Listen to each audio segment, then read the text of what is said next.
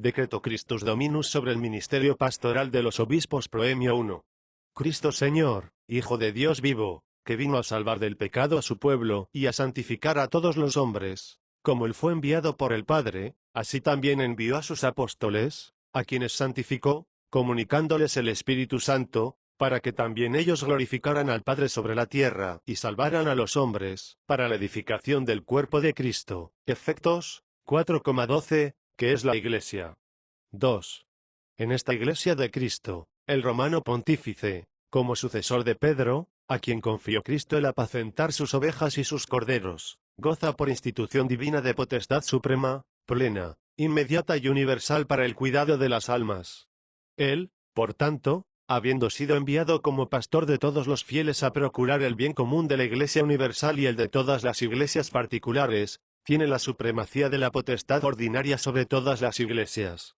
Pero también los obispos, por su parte, puestos por el Espíritu Santo, ocupan el lugar de los apóstoles como pastores de las almas, y juntamente con el sumo pontífice y bajo su autoridad, son enviados a actualizar perennemente la obra de Cristo, Pastor eterno.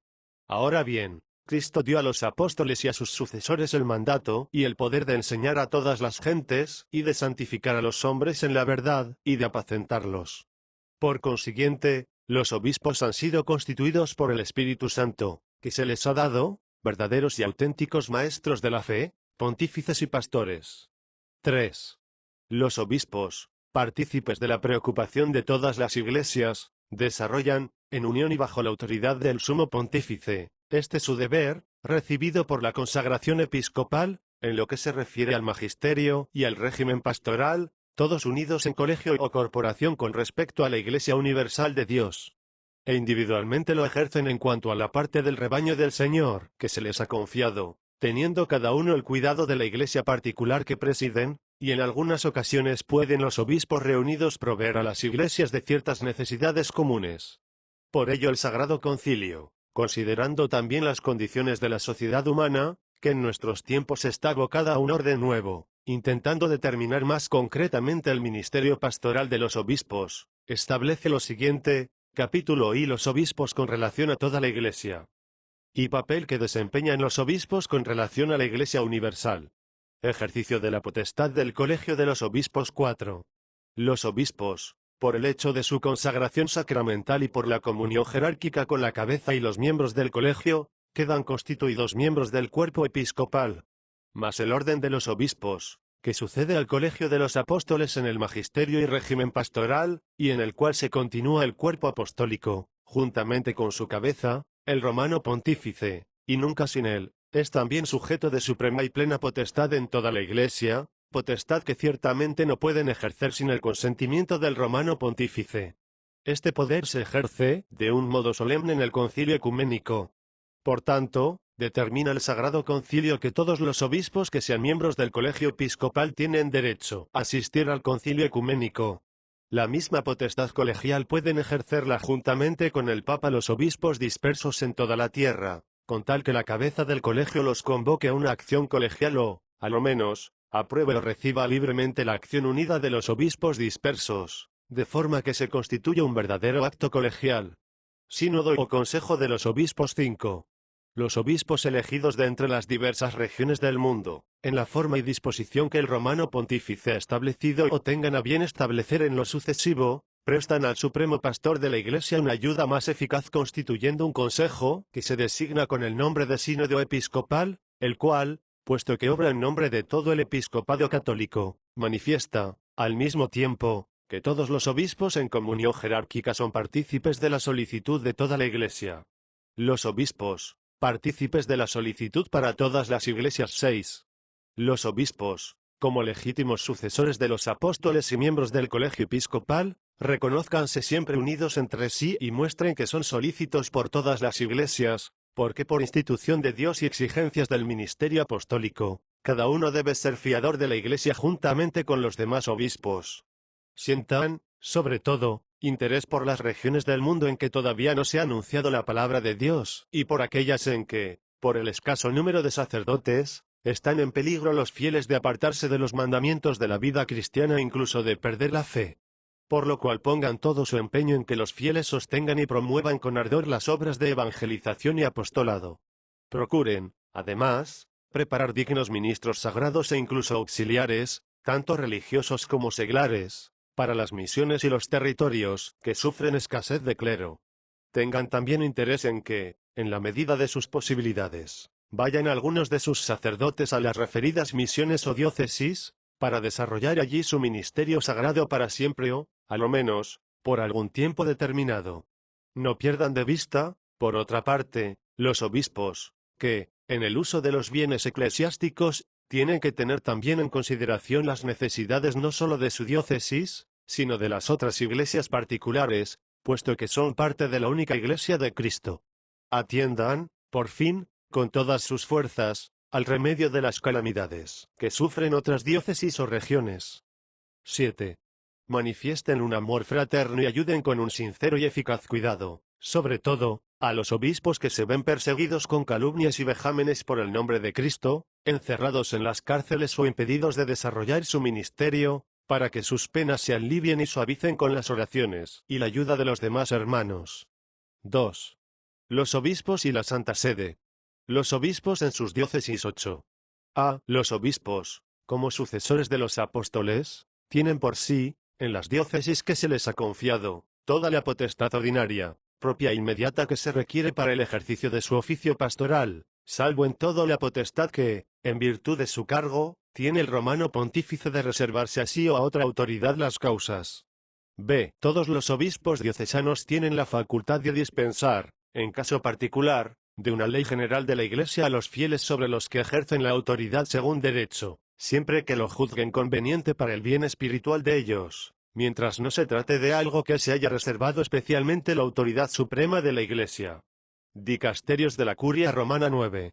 En el ejercicio supremo, pleno e inmediato de su poder sobre toda la Iglesia, el romano pontífice se sirve de los dicasterios de la Curia Romana, que, en consecuencia, realizan su labor en su nombre y bajo su autoridad, para bien de las iglesias y servicio de los sagrados pastores. Desean, sin embargo, los padres conciliares que estos dicasterios, que ciertamente han prestado al romano pontífice y a los pastores de la Iglesia un servicio excelente, sean reorganizados según las necesidades de los tiempos y con una mejor adaptación a las regiones y a los ritos, sobre todo en cuanto al número, nombre, competencia, modo de proceder y coordinación de trabajos.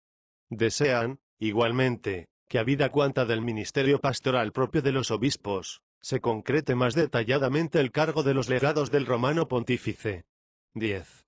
Puesto que estos dicasterios han sido creados para el bien de la Iglesia universal, se desea que sus miembros, oficiales y consultores e igualmente los legados del romano pontífice, en cuanto sea posible, sean tomados de las diversas regiones de la Iglesia, de manera que las oficinas u órganos centrales de la Iglesia católica presenten un aspecto verdaderamente universal.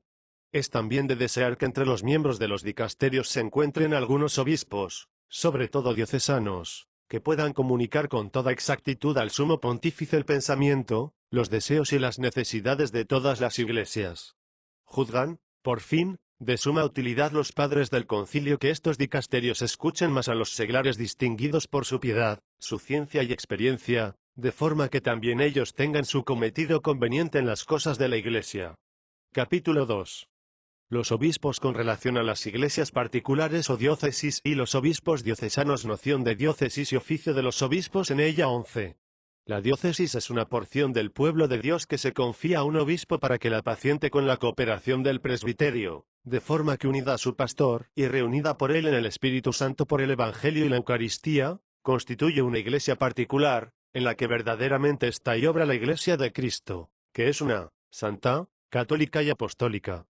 Cada uno de los obispos a los que se ha confiado el cuidado de cada iglesia particular, bajo la autoridad del sumo pontífice, como sus pastores propios, ordinarios e inmediatos, apacienten sus ovejas en el nombre del Señor, desarrollando en ellas su oficio de enseñar, de santificar y de regir. Ellos, sin embargo, deben reconocer los derechos que competen legítimamente a los patriarcas o a otras autoridades jerárquicas.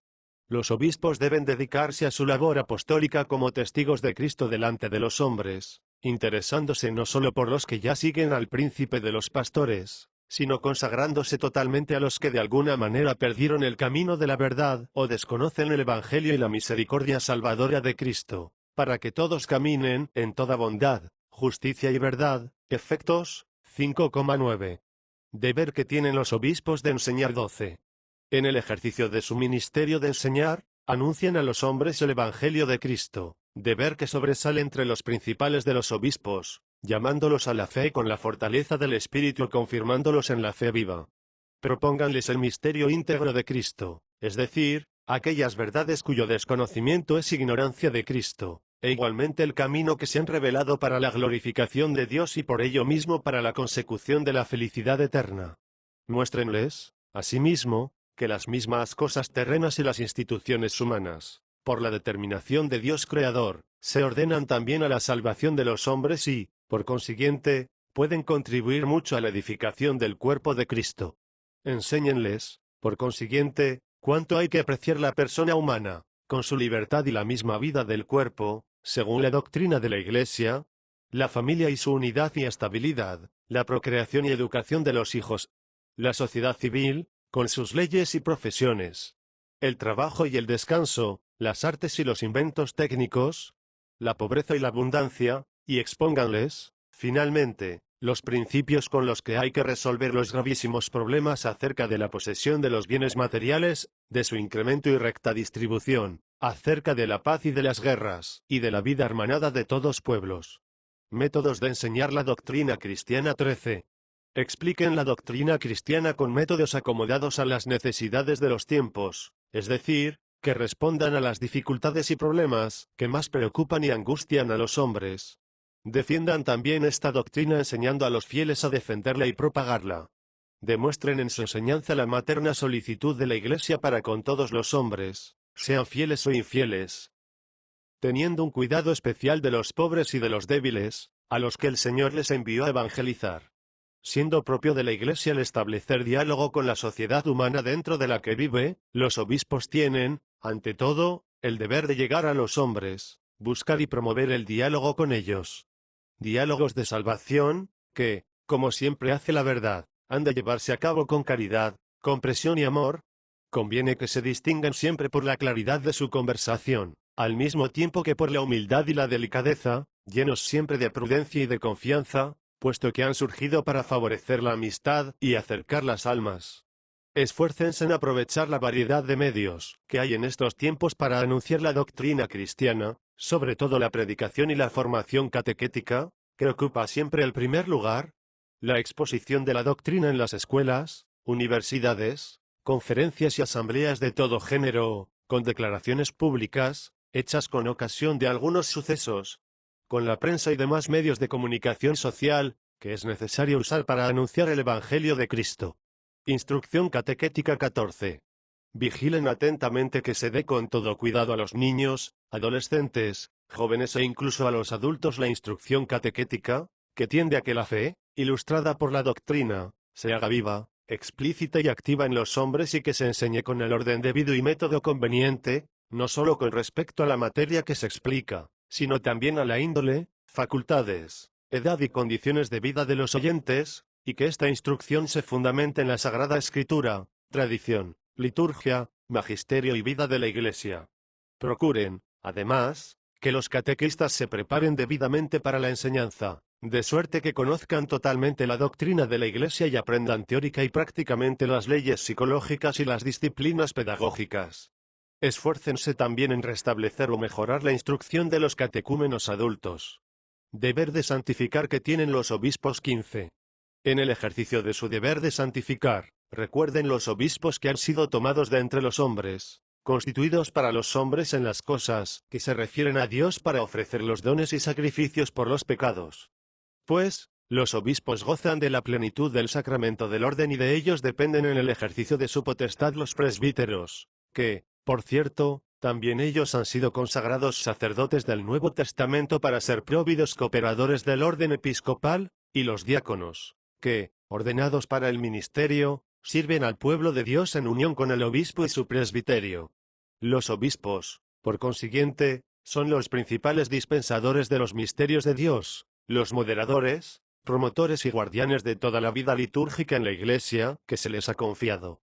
Trabajen, pues, sin cesar para que los fieles conozcan plenamente y vivan el misterio pascual por la Eucaristía, de forma que constituyan un cuerpo único en la unidad de la caridad de Cristo, atendiendo a la oración y al ministerio de la palabra. Act. 6, 4. Procuren que todos los que están bajo su cuidado vivan unánimes en la oración, y por la recepción de los sacramentos crezcan en la gracia, y sean fieles testigos del Señor.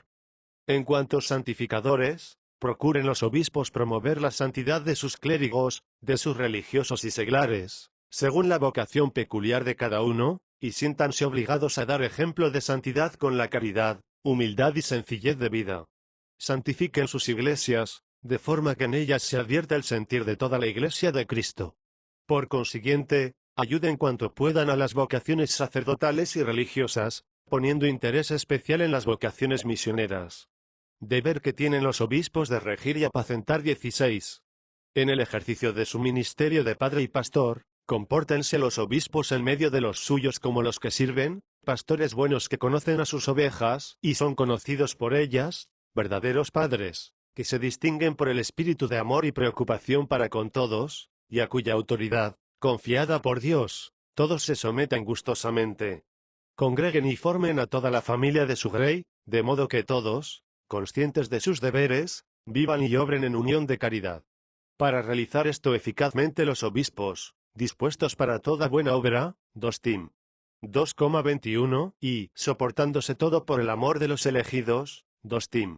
2,10, ordenen su vida y forma que responda a las necesidades de los tiempos.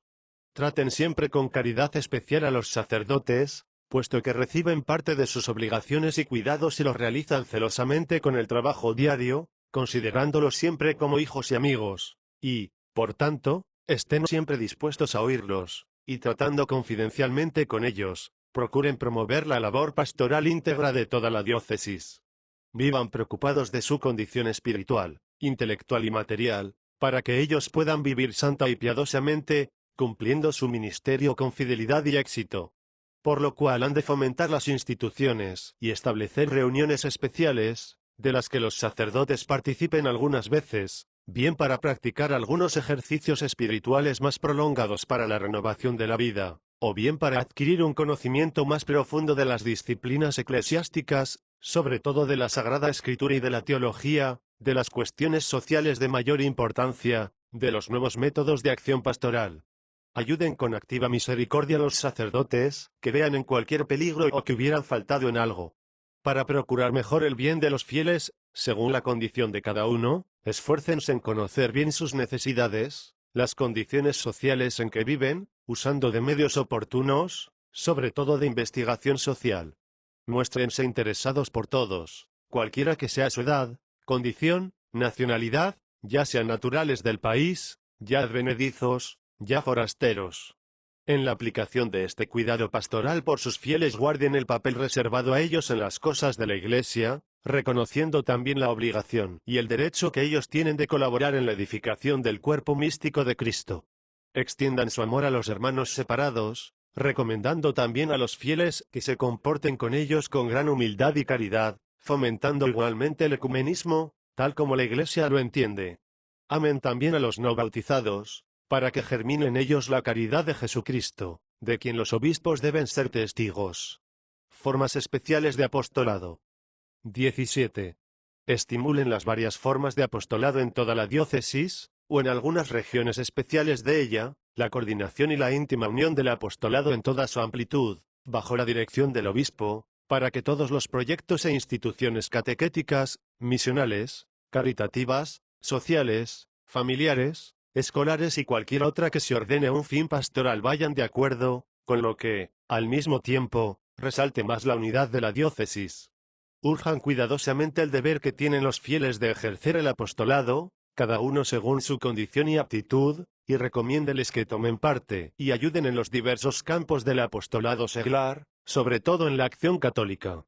Promuevan y favorezcan también las asociaciones que directa o indirectamente buscan el fin sobrenatural, esto es, conseguir una vida más perfecta, anunciar a todos el Evangelio de Cristo, promover la doctrina cristiana y el incremento del culto público, buscar los fines sociales o realizar obras de piedad y de caridad.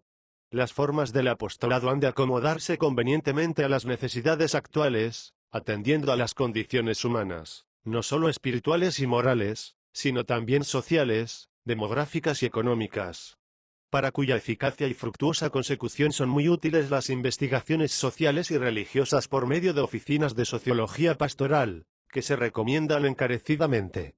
Preocupación especial por ciertos grupos de fieles. 18.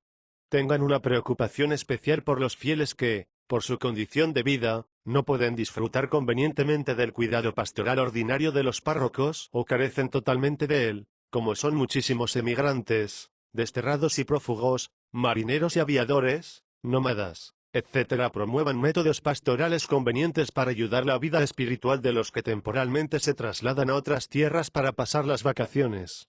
Las conferencias episcopales, sobre todo nacionales, preocúpense celosamente de los problemas más urgentes entre los que acabamos de decir, y procuren ayudar acordes y unidos con medios e instituciones oportunas su bien espiritual, teniendo, ante todo, en cuenta las normas que la sede apostólica ha establecido o establecerá, acomodadas oportunamente a las condiciones de los tiempos, lugares y las personas.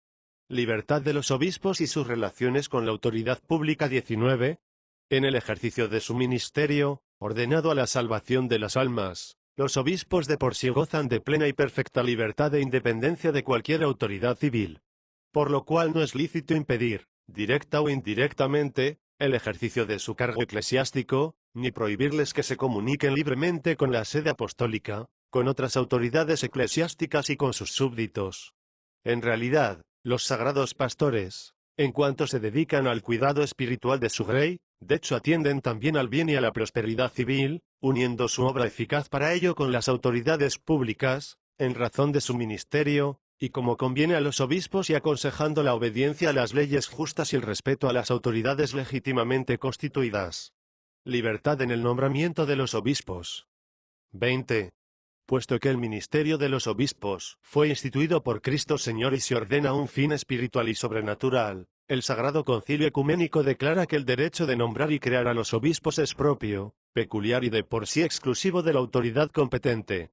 Por lo cual, para defender como conviene la libertad de la Iglesia y para promover mejor y más expeditamente el bien de los fieles, desea el Sagrado Concilio que en lo sucesivo no se conceda más a las autoridades civiles ni derechos, ni privilegios de elección, nombramiento, presentación o designación para el ministerio episcopal, y a las autoridades civiles cuya dócil voluntad para con la Iglesia reconoce agradecido y aprecia este concilio, se les ruega con toda delicadeza, que se dignen renunciar por su propia voluntad, efectuados los convenientes tratados con la sede apostólica, a los derechos o privilegios referidos, de que disfrutan actualmente por convenio o por costumbre. Renuncia al ministerio episcopal. 21. Siendo de tanta trascendencia y responsabilidad el ministerio pastoral de los obispos diocesanos y los que en derecho se les equiparan, si por la edad avanzada o por otra causa grave se hacen menos aptos para el cumplimiento de su cargo, se les ruega encarecidamente que ellos espontáneamente o invitados por la autoridad competente presenten la renuncia de su cargo. Si la aceptare la autoridad competente, ella proveerá de la congrua sustentación de los renunciantes, y del reconocimiento de los derechos especiales que les atañen. 2. Circunscripción de las diócesis. Necesidad de revisar las circunscripciones de las diócesis. 22. Para conseguir el fin propio de la diócesis conviene que se manifieste claramente la naturaleza de la Iglesia en el pueblo de Dios perteneciente a la misma diócesis, que los obispos puedan cumplir en ellas con eficacia sus deberes pastorales, que se provea, por fin, lo más perfectamente que se pueda la salvación del pueblo de Dios. Esto exige, por una parte, la conveniente circunscripción de los límites territoriales de la diócesis, y, por otra, la distribución racional y acomodada a las exigencias del apostolado de los clérigos y de las disponibilidades. Todo ello redunda en bien no solo de los clérigos y de los fieles, a los que directamente atañe, sino también de toda la Iglesia católica. Así, pues, en lo que se refiere a los límites de las diócesis, dispone el Santo Concilio que, según las exigencias del bien de las almas, se revisen prudentemente cuanto antes, dividiéndolas o desmembrándolas, uniéndolas, o cambiando sus límites, o eligiendo un lugar más conveniente para las sedes episcopales, o, por fin, disponiéndolas según una nueva ordenación, sobre todo tratándose de los que abarcan ciudades muy grandes. Normas que se han de observar 23. En la revisión de las demarcaciones de las diócesis hay que asegurar, sobre todo, la unidad orgánica de cada diócesis, en cuanto a las personas, ministerios e instituciones, a la manera de un cuerpo viviente. En cada caso, bien observadas todas las circunstancias, ténganse presentes estos criterios generales. 1. En la demarcación de la diócesis, en cuanto sea posible, téngase en cuenta la variedad de los componentes del pueblo de Dios, que puede ayudar mucho para desarrollar mejor el deber pastoral. Y, al mismo tiempo, procúrese que las conglomeraciones demográficas de este pueblo coincidan en lo posible con los servicios e instituciones sociales que constituyen la misma estructura orgánica. Por lo cual el territorio de cada diócesis ha de ser continuo.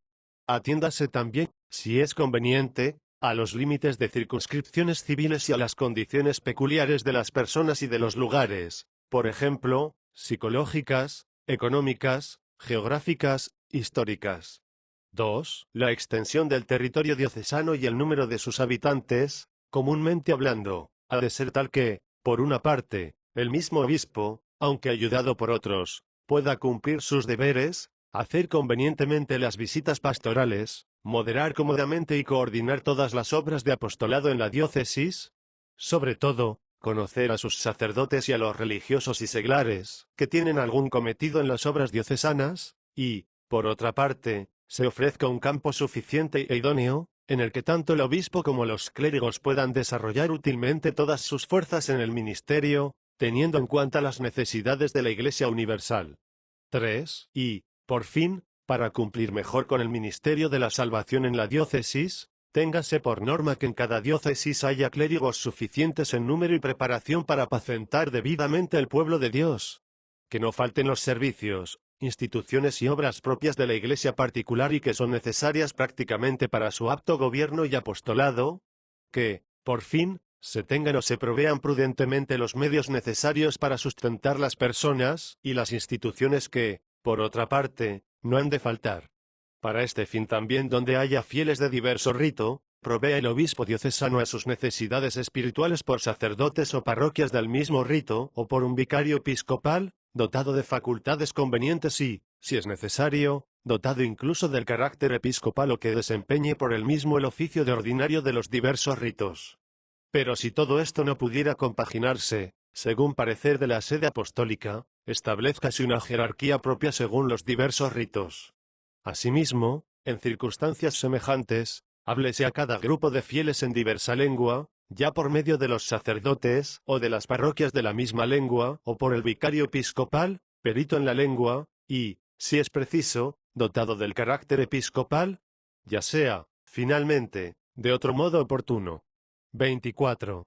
En cuanto se refiere a los cambios o innovaciones de las diócesis, según los números 22-23, salva siempre la disciplina de las iglesias orientales, es conveniente que las conferencias episcopales componentes examinen estos asuntos para su propio territorio, incluso con la ayuda de una comisión episcopal especial, si parece oportuno, pero, habiendo escuchado siempre, sobre todo, a los obispos de las provincias o de las regiones interesadas, y propongan luego su parecer y sus deseos a la sede apostólica.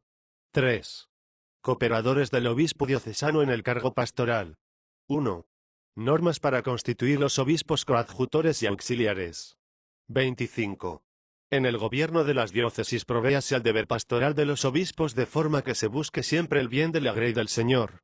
Este bien, debidamente procurado, exigirá no rara vez que se constituyan obispos auxiliares, porque el obispo diocesano, o por la excesiva amplitud de la diócesis, o por el subido número de habitantes, o por circunstancias especiales del apostolado, o por otras causas de distinta índole no puede satisfacer por sí mismo todos los deberes episcopales, como lo exige el bien de las almas.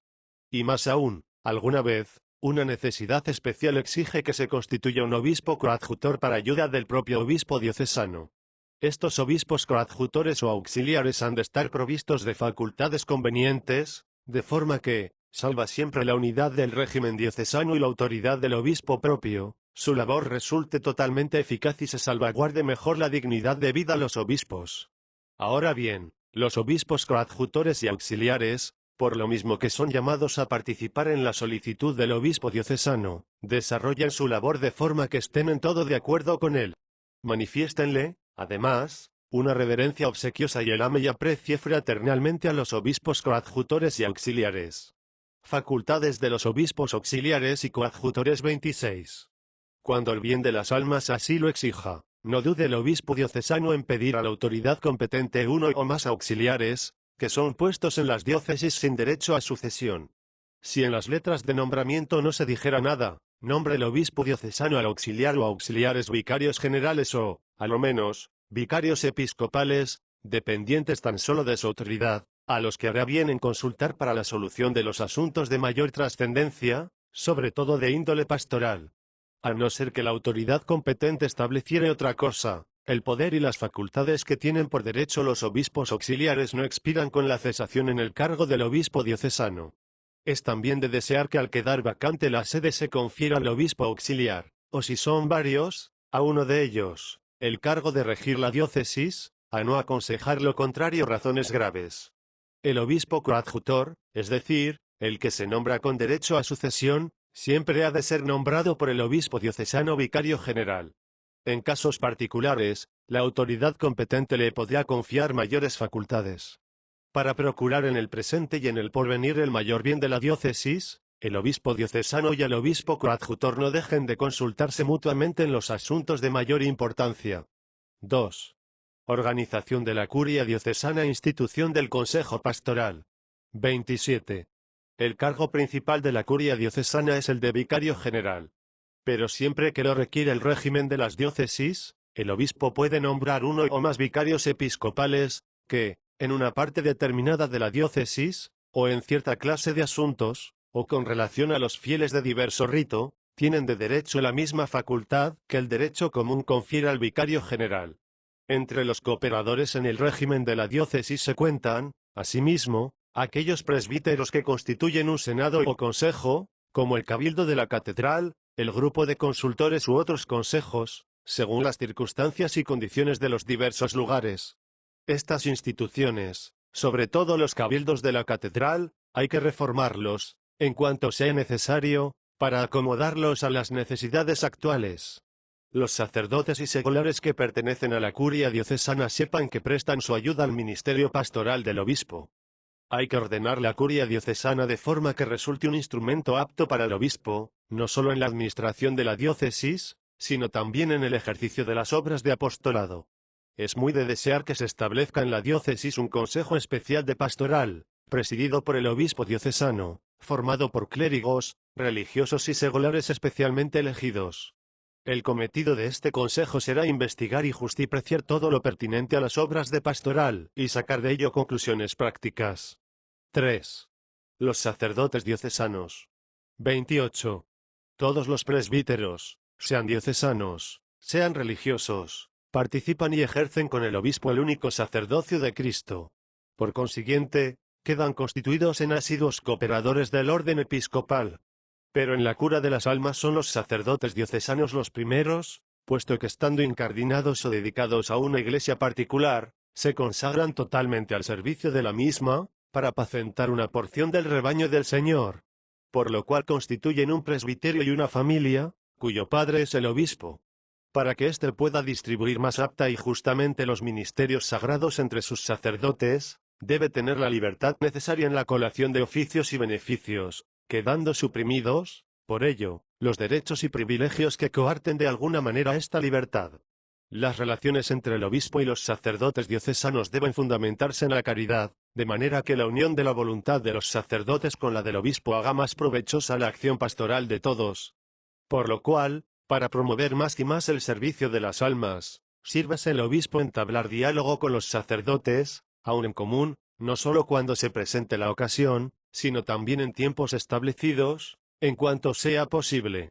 Estén, por lo demás, unidos entre sí todos los sacerdotes diocesanos y estimúlense por el celo del bien espiritual de toda la diócesis, pensando, por otra parte, que los bienes adquiridos con ocasión del oficio eclesiástico están relacionados con el ministerio sagrado, generosamente, según sus medios, socorren las necesidades incluso materiales de la diócesis, conforme a la indicación del obispo.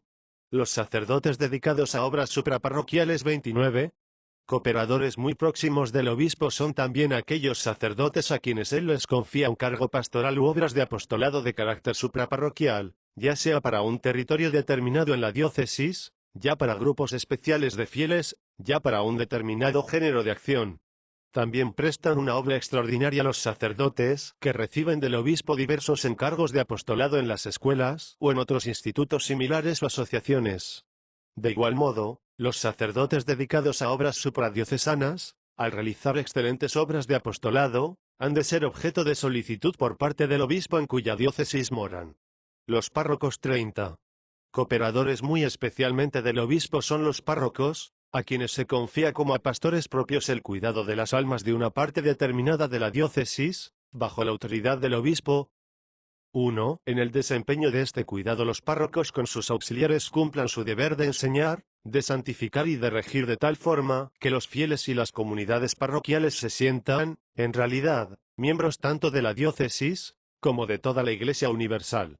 Por lo cual colaboren con otros párrocos y otros sacerdotes que ejercen en el territorio el oficio pastoral, como son, por ejemplo, los vicarios foráneos, deanes o dedicados a las obras de índole supraparroquial, para que no falte unidad en la diócesis en el cuidado pastoral, e incluso sea este más eficaz.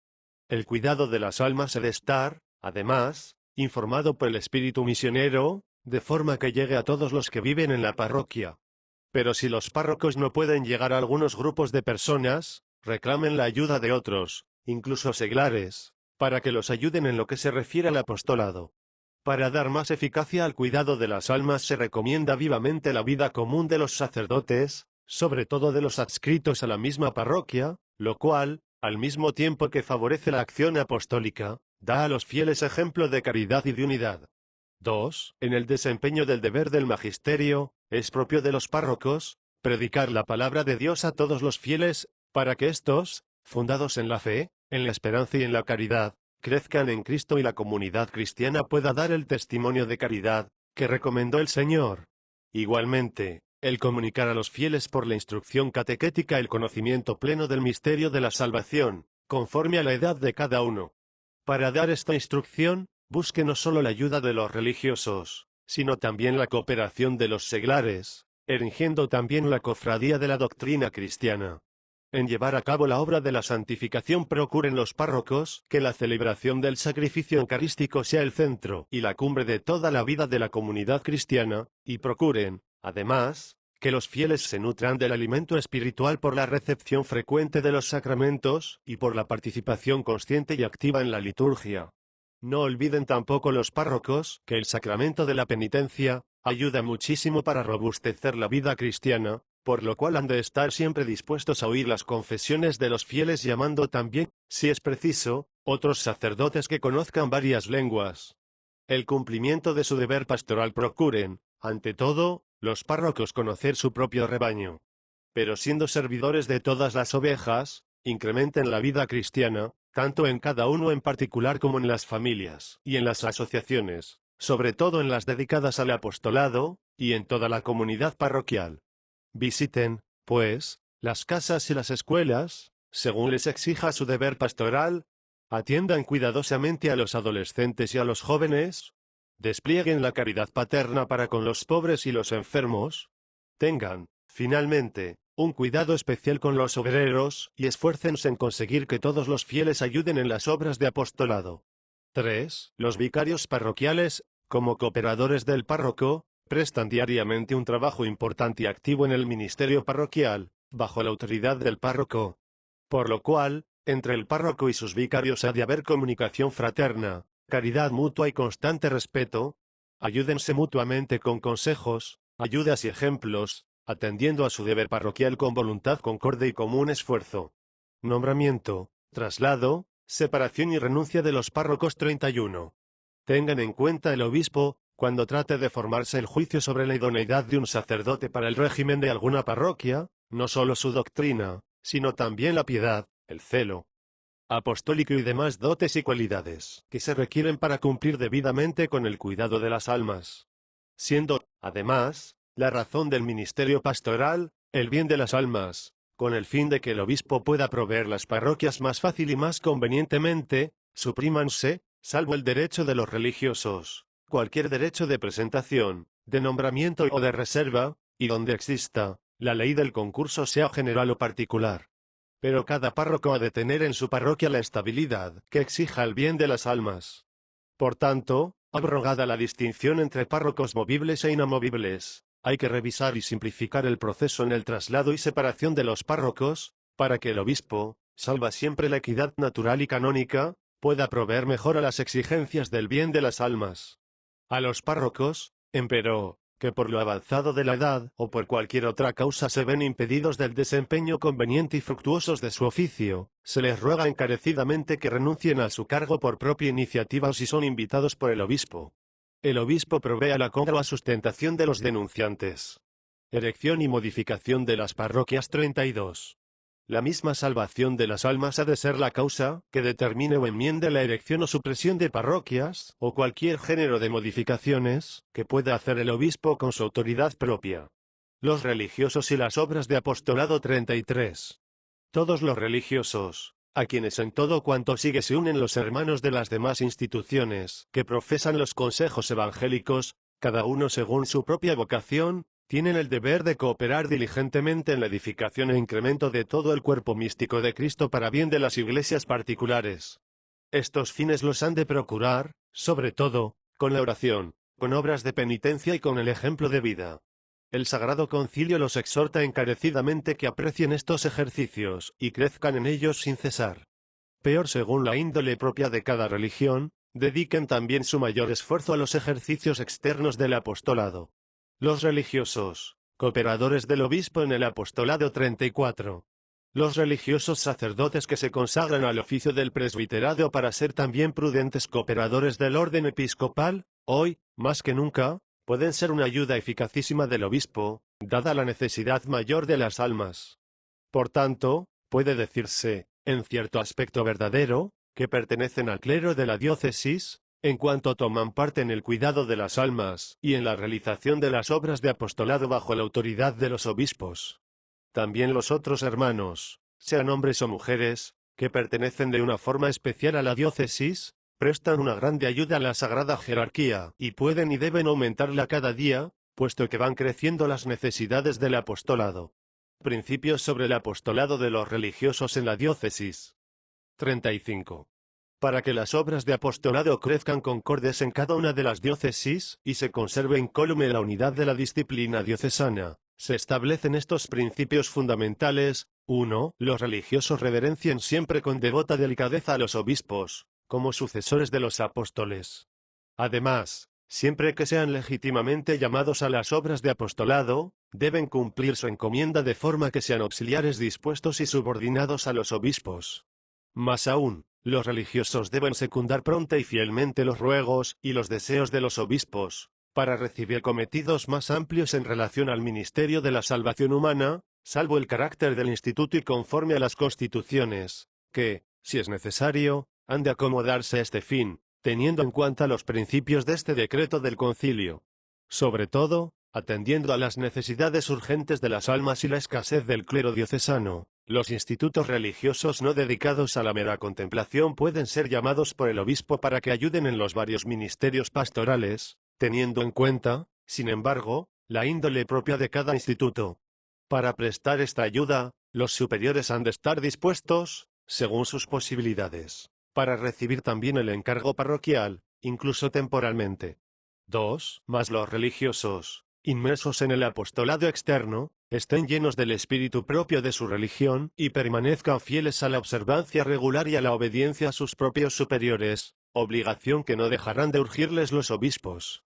3. La exención, por la que los religiosos se relacionan directamente con el sumo pontífice o con otra autoridad eclesiástica y los aparta de la autoridad de los obispos, se refiere, sobre todo, al orden interno de las instituciones, para que todo en ellas sea más apto y más conexo y se provea a la perfección de la vida religiosa, y para que pueda disponer de ellos el sumo pontífice para bien de la Iglesia universal. y la otra autoridad competente para el bien de las iglesias de la propia jurisdicción. Pero esta exención no impide que los religiosos estén subordinados a la jurisdicción de los obispos en cada diócesis, según la norma del derecho, conforme lo exige el desempeño pastoral de estos y el cuidado bien ordenado de las almas.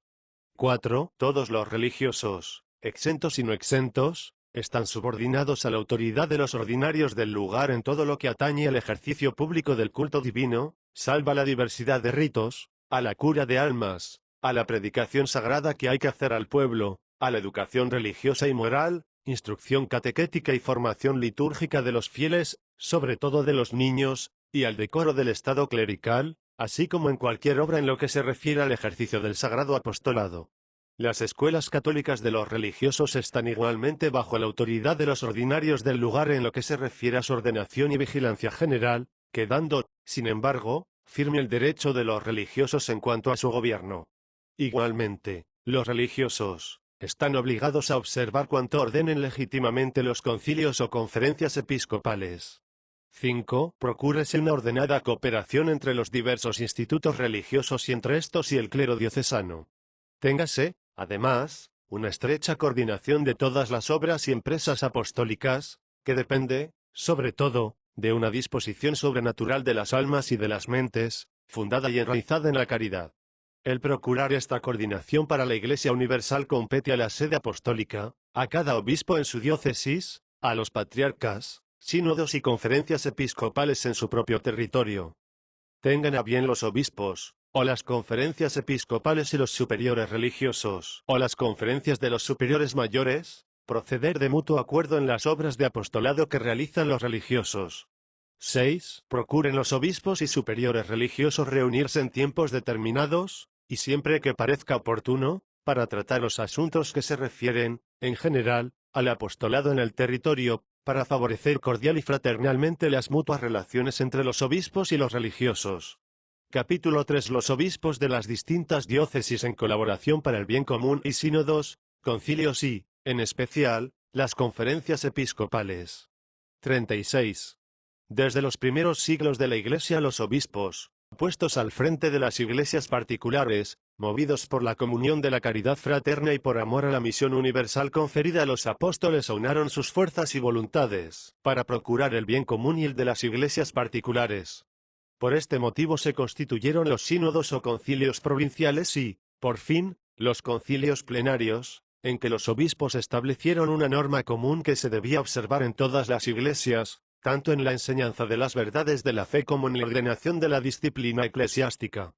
Desea este Santo Concilio que las venerables instituciones de los sínodos y de los concilios cobren nuevo vigor, para proveer mejor y con más eficacia al incremento de la fe y a la conservación de la disciplina en las diversas iglesias, según los tiempos lo requieran. Importancia de las conferencias episcopales. 37. En los tiempos actuales, sobre todo, no es raro que los obispos no puedan cumplir su cometido oportuna y fructuosamente, si no estrechan cada día más su cooperación con otros obispos. Y como las conferencias episcopales, establecidas ya en muchas naciones, han dado magníficos resultados de apostolado más fecundo, juzga este Santo Concilio que es muy conveniente que en todo el mundo los obispos de la misma nación o región reúnan en una asamblea, coincidiendo todos en fechas prefijadas, para que, comunicándose las perspectivas de la prudencia y de la experiencia y contrastando los pareceres, se constituya una santa conspiración de fuerzas para el bien común de las iglesias. Por ello establece lo siguiente sobre las conferencias episcopales: noción, estructura y competencia de las conferencias. 38. 1. La conferencia episcopal es como una asamblea en que los obispos de cada nación o territorio ejercen unidos su cargo pastoral para conseguir el mayor bien que la Iglesia proporcione a los hombres, sobre todo por las formas y métodos del apostolado, aptamente acomodado a las circunstancias del tiempo. 2. Todos los ordinarios del lugar de cualquier rito, exceptuados los vicarios generales, los obispos coadjutores, auxiliares y los demás obispos titulares que desempeñan un oficio por designación de la sede apostólica o de las conferencias episcopales, pertenecen a ellas. Los demás obispos titulares y los nuncios del Romano Pontífice, por el especial oficio que desempeñan en el territorio, no son, por derecho, miembros de la conferencia. A los ordinarios del lugar y a los coadjutores compete el voto deliberativo. Los auxiliares y los otros obispos, que tienen derecho a asistir a la conferencia, tendrán voto deliberativo o consultivo, según determinen los estatutos de la conferencia.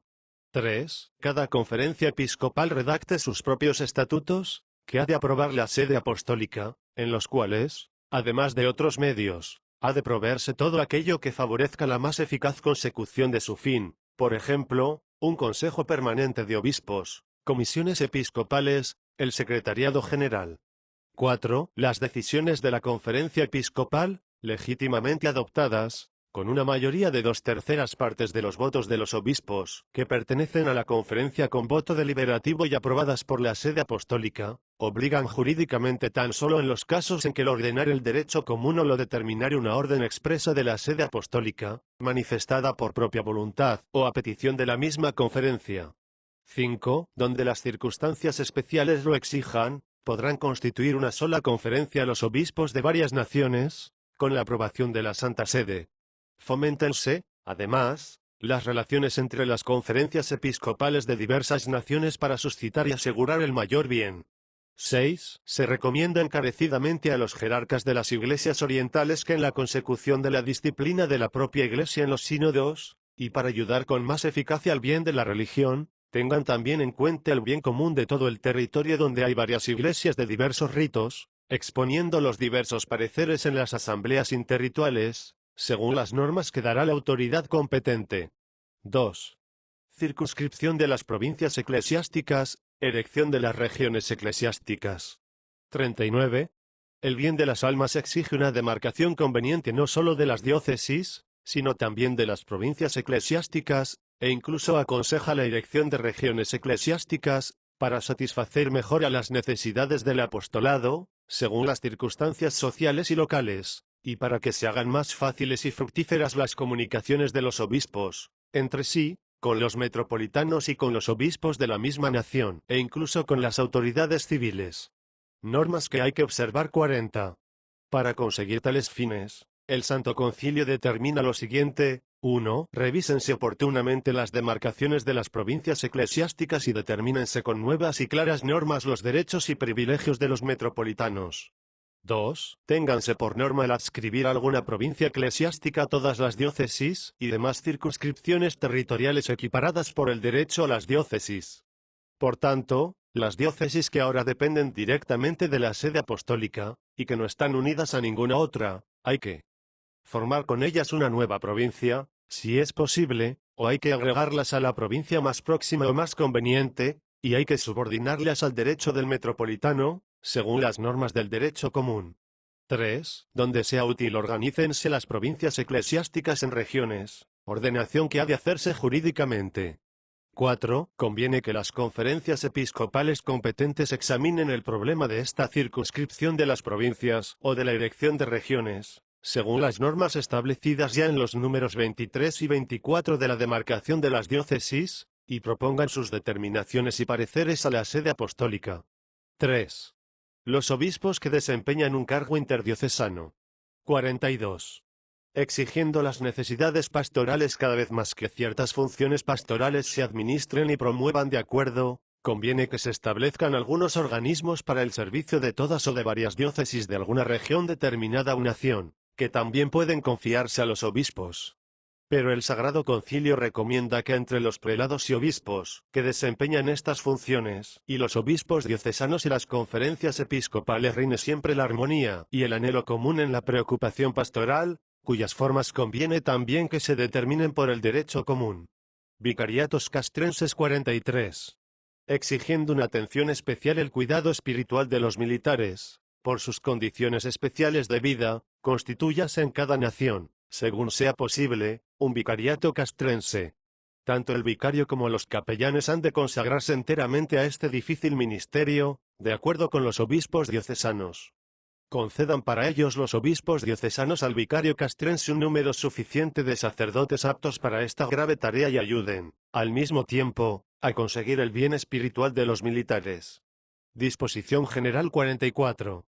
Dispone el Sagrado Concilio que en la revisión del Código de Derecho Canónico se definan las leyes, según la norma de los principios que se establecen en este decreto, teniendo también en cuenta las advertencias sugeridas por las comisiones o por los padres conciliares. Dispone, además, el Santo Concilio que se confeccionen directorios generales para el cuidado de las almas, para uso de los obispos y de los párrocos, ofreciéndoles métodos seguros para el más fácil y acertado cumplimiento de su cargo pastoral. Hágase, además, un directorio especial sobre el cuidado pastoral de cada grupo de fieles, según la idiosincrasia de cada nación o región, otro directorio sobre la instrucción catequética del pueblo cristiano, en que se trate de los principios y prácticas fundamentales de dicha instrucción y de la elaboración de los libros que a ella se destinen. En la composición de estos directorios ténganse también en cuenta las sugerencias que han hecho tanto las comisiones como los padres conciliares. Todas y cada una de las cosas contenidas en este decreto han obtenido el beneplácito de los padres del Sacrosanto Concilio. Y nos, en virtud de la potestad apostólica recibida de Cristo, juntamente con los venerables padres, las aprobamos, decretamos y establecemos en el Espíritu Santo y mandamos que lo así decidido conciliarmente sea promulgado para gloria de Dios. Roma, en San Pedro, 28 de octubre de 1965. Yo, Pablo, obispo de la Iglesia Católica.